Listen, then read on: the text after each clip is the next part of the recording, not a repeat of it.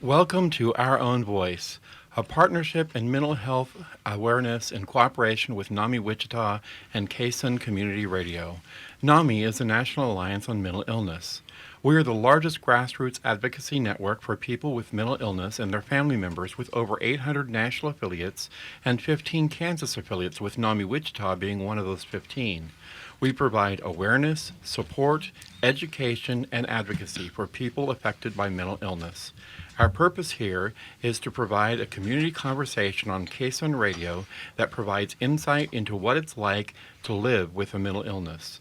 Our intention and hope is that our program will change attitudes, assumptions, and stereotypes about people with mental health conditions. My name is David Larson. I am very pleased and proud to be your host today, and I am a person living with mental illness. I'm in recovery for major depressive disorder. Like everyone, I struggle with the ups and downs of emotions and the challenges of being fully human, but I am doing great. And I know I have many gifts to offer my family, my friends, and my community. And it is my pleasure to introduce our guest for today, Gerry. Hello, Gerry. Hello. Yes. How are you doing today? It's going very well. Well, good. Well, so Gerry, I want to ask you to begin with, where did you grow up? I was born in Nebraska in a very, very small town area on a farm. I'm an old farmer and went to college so I wouldn't have to live the life of a farmer. Okay. But anyway, small town, 330 people, and it's been the same ever since. Okay. Yes. Awesome. What's the name of it? Shickley. Yes. Okay. Yes. That is a small Just town.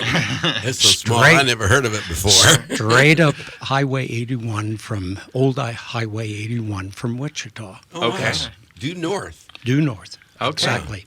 So, you were born and raised there, Yes. and but where did you go to college at? I started college right after high school at Heston College, just yes. up the road here from Wichita.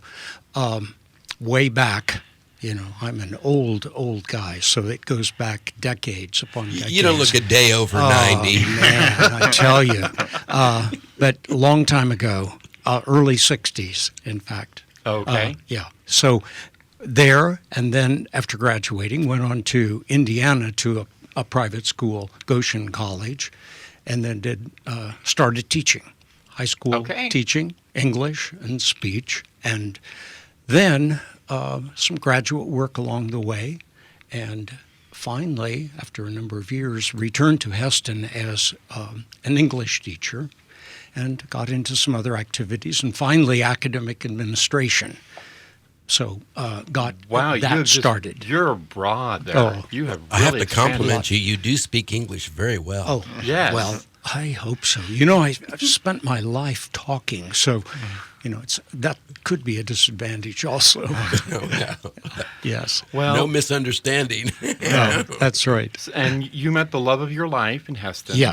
Yes. While you were at college. While we were in school, yes. While you were in school. In there. And at so- that point, yes. At the original time when you were Okay. in. Yes. So College let's at let's Heston. talk more about your family. Okay. You are actually not a consumer per se. Right. You are someone who has a family member, yes. with a lived experience. Right. We had, after we were married, we had a biological son, and then decided that we'd experienced that, didn't need to go through that process necessarily again. And that was in the days when there was a lot more focus on, a lot of social unrest going on in the early 70s, late 60s, early 70s. And so we decided to test the adoption process for kids with special needs. Oh, wow. And we were both teachers, so we thought, we can handle certain kinds of difficulties, disabilities, if they were to show up.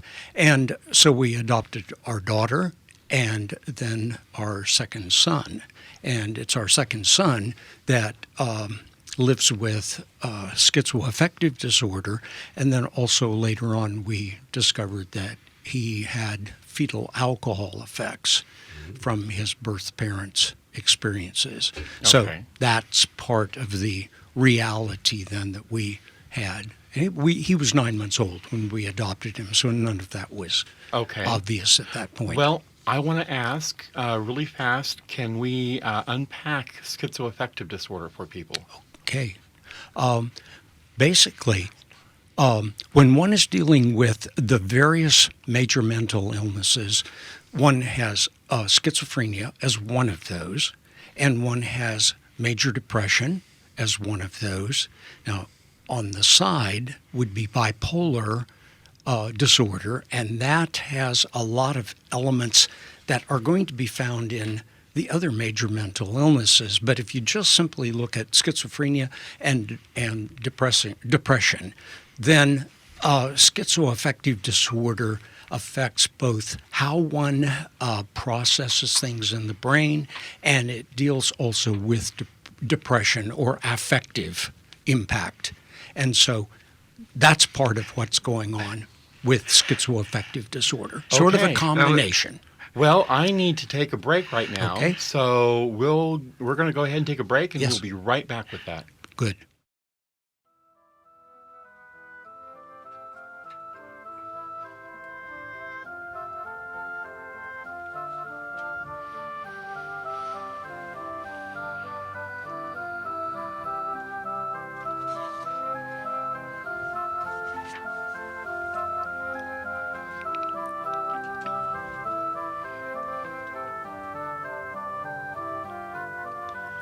Welcome back to Our Own Voice, a partnership in mental health awareness in cooperation with Nami Wichita and K-Sun Community Radio.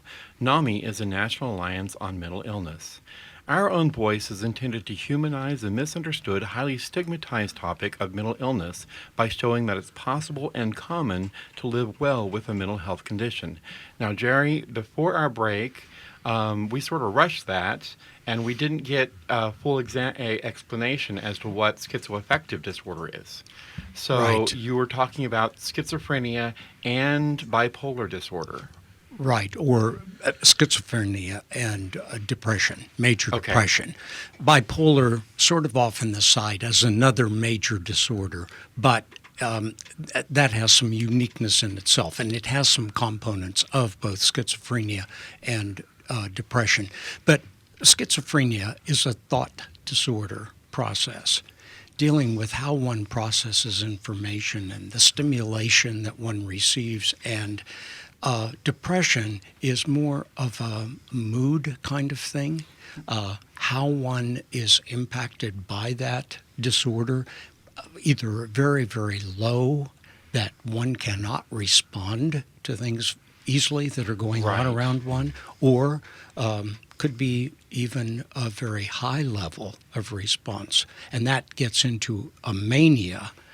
That would be part of the bipolar area. But for major depression, that's simply sort of a level of functioning that is fairly common across, let's say, one's experience. One Yeah. doesn't have a great deal of range in emotion there. And there, of course, the medications that we use are similar for a lot of these illnesses. Yes, And exactly. depression, for example, is a common element in all of the mental illnesses. Mm-hmm. Anxiety is a common element in all the mental illnesses. Thought disorders are more of a uniqueness with schizophrenia and may not affect persons with other diagnoses, but there, one doesn't necessarily want to say there's a spectrum of these illnesses, but in some respects, though, there are some similar life experiences that come out of all of them, no matter what the particular diagnosis is. Yeah. And there one is dealing with brain function and a biochemical kind of reaction in the body that affects the brain.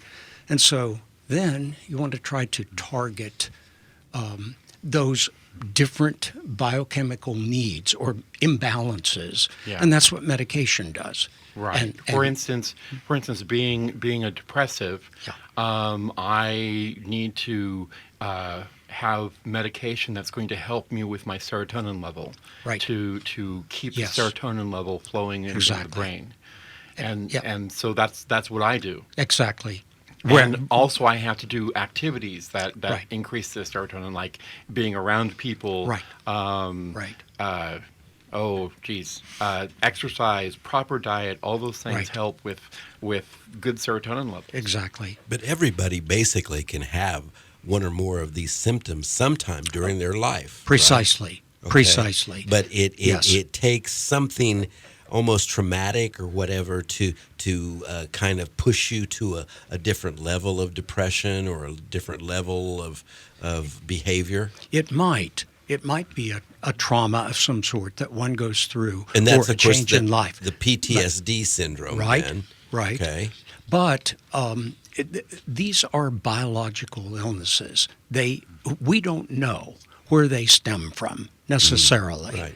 You know, whether they come from infections of various kinds, at some point in the development of an individual, who knows? Yeah. But life circumstances do certainly affect how one responds if one has the illnesses. Within Nami, and this is going to bridge us Yes. or give us a jumping point off to Nami. In Nami, they say it's a biological illness with an environmental trigger. And that is could well be. Yes. Except that we don't know what those triggers are, That's environmental triggers are, and so one is probably born with the not the tendency. Don't know for sure exactly how to frame that, but with the reality that illness is there, because there's a genetic component with That's these. true. And so, how do you know what's going to happen? Some families have a large number of members who experience these illnesses, and then other families don't have any at all. Yeah. And then it can show up just on the spur of the moment for someone, and who knows what those reasons are. Yeah. Or who knows what the trigger was. Right, or the Exactly. trigger. That's Right. exactly right. Yes. Yeah, in fact, within my family, I know we have several people who are depressives. Yes. And so it's a rather common thing within my family. I want to take a brief moment here to give a thank you and a shout out to our production team, to David Peterson, our executive producer. Thank you, David. Thank you. And Mike Padilla for being our technical producer. Thank you, Mike. And I throw my opinion in there every now and then. Yes, you do. So That's great. This is Our Own Voice on KSUN Community Radio. We are going to take a quick break, and we will be right back with Gerry. If you would like to learn more about the National Alliance on Mental Illness and how you can get involved in mental health advocacy, please visit our website at nami.org.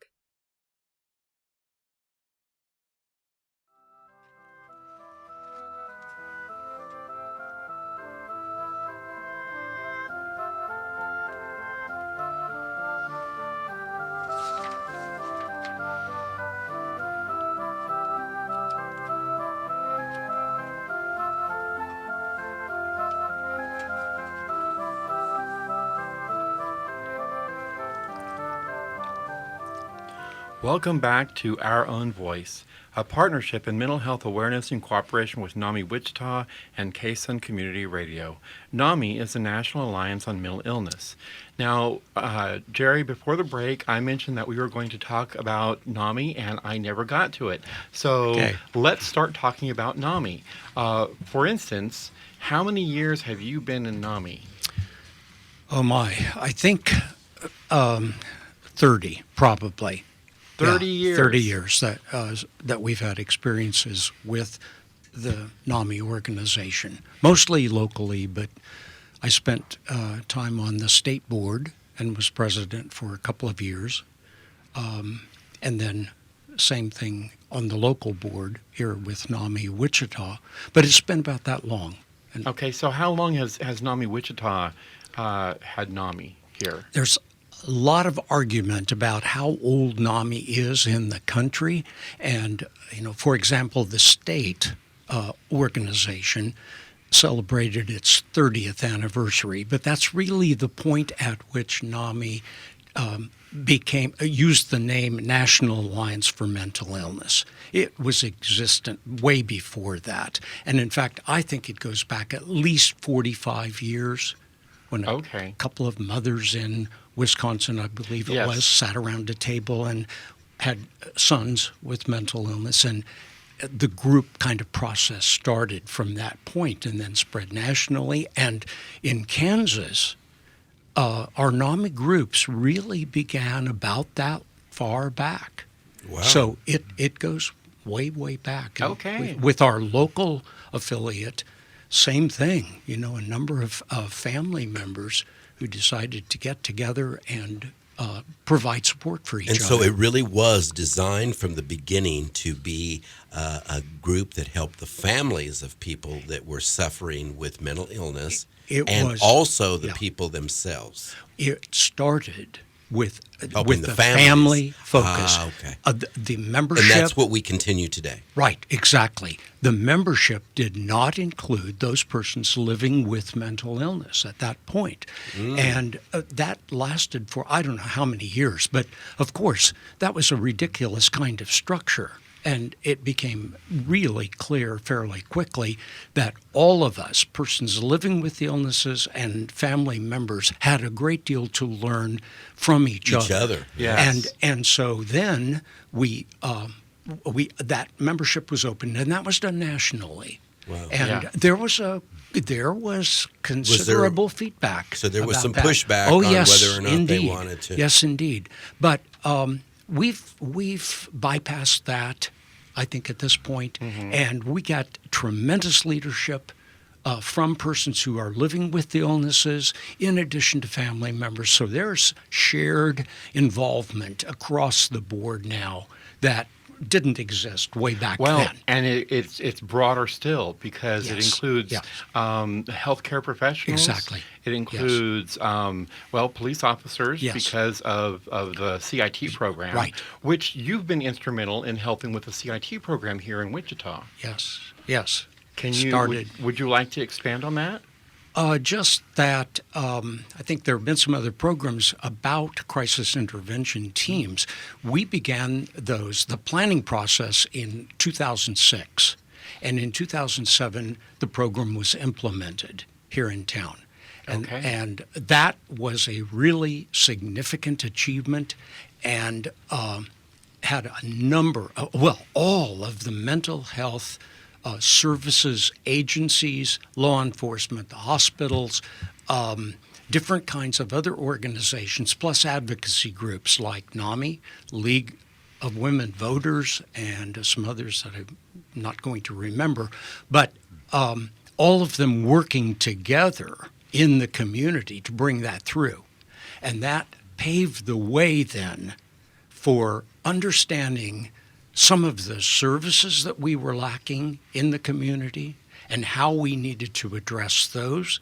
And the same organizations then, as they sort of got outside their own funding systems and decided that, it was okay to share some responsibilities along that line. They could work together, and it became a full community effort then to really look at mental health realities and services and needs in the community and decide, hey, there are better ways to do it than what we've I know done that there's in the past. people out there wondering, why would the police be involved in a mental health situation? Okay, and very, Why? very simply, because they deal with the crises that a person's, for example, if you're on medication, you're experiencing a lot of side effects.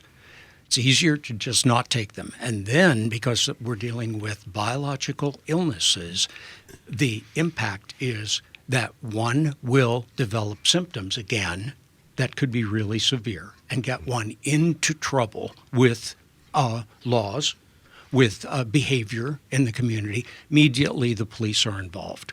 And so how they respond is a really critical factor. Well, the other thing that, I don't know if you saw this just recently, the sheriff was talking about the prisoners in the Sedgwick County Jail. Precisely. He was saying that approximately 75% have some sort of a mental condition. Well, I'm going to have to cut in here, and I'm going to say that this is Our Own Voice on KSUN Community Radio. We are talking with Gerry, and are going to take a quick break, and we'll be right back.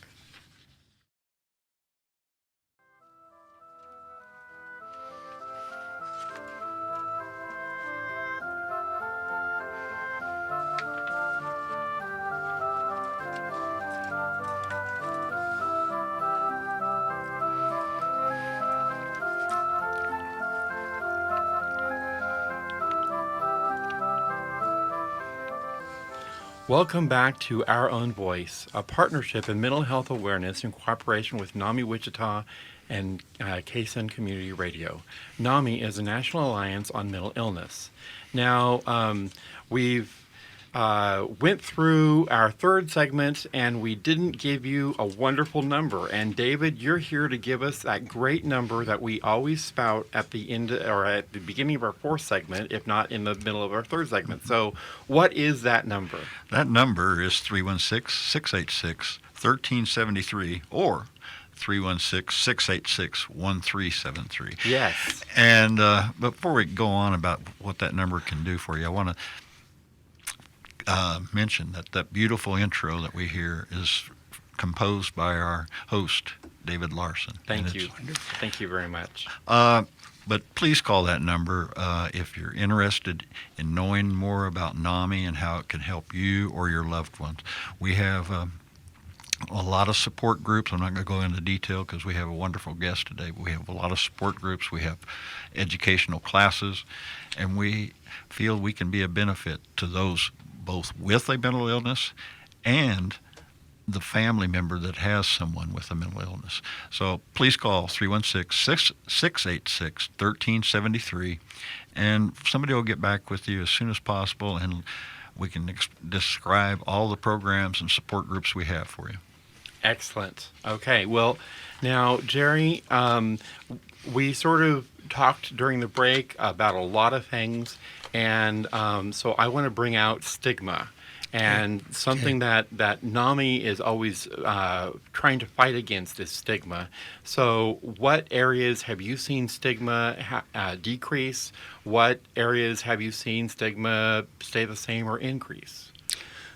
Basically, one of the best illustrations of a decrease in stigma, I think, has occurred in Sedgwick County with some of the programs that, like the crisis intervention team program that we mentioned and some others, that help bring mental health professionals, law enforcement, other folks together. But in the training process, when a police officer responds differently to a crisis, something happens in the way the person who is in crisis feels about that officer.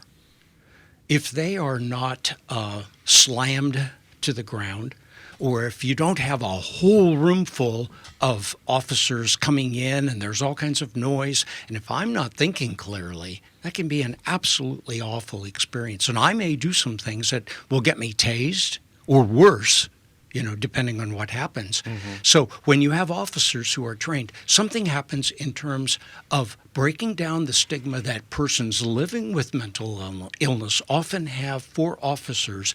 But the training itself has broken down some of the stigma that the officers have about people who are living in those crises, with those crises. So that's one thing where you have a cross-influence that really makes a difference in changing some atmosphere in the community. And if families see that their loved one is treated differently, more positively, more appropriately, that's going to make them feel better. Within the community, then also, we have a large number of persons, like 1 in 4 individuals in our society is going to have symptoms of typical mental illness every year. That's 25%. Now think about that in terms of numbers. So when you have that many people who then hear some positive things that are going on with treatment, with changes in treatment, more effective treatment, the medications that don't have as many side effects as they used to have. And so I can take them more comfortably and get the benefit out of those. It's over 70% of people who are in treatment for mental illness that can live, as you mentioned in your introduction, David, a recovered life, meaning you're not cured. It's like diabetes that I live with. It's going to go on forever, but we can live an effective life if we follow treatment, whatever that is for us individually. So stigma, there are a lot of ways of breaking that down. However, it's like all other prejudice within our society. It's extremely difficult to break out of that. Some people will never understand unless they have to face it personally. And that's another thing that happens. Then hopefully they can get some assistance as quickly as possible. The earlier the better for making sure that treatment works. Yeah, excellent. I know, and just to underscore, when you say treatment, you're talking about talk therapy, you're talking about group therapy, you're talking about a whole range of things. Precisely. So Yes. it's not just the medicines that are helpful. Right. It's the therapy that's helpful. Right. It's all that stuff that actually helps and is a way of building a person back up. Exactly. So, okay, well, I want to thank you all for joining us for Our Own Voice on Kaysen Community Radio.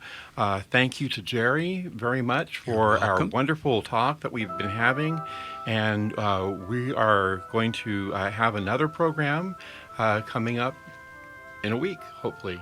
And we're going to have him back, aren't we? Yes, we Yes. are. Yeah, that was great.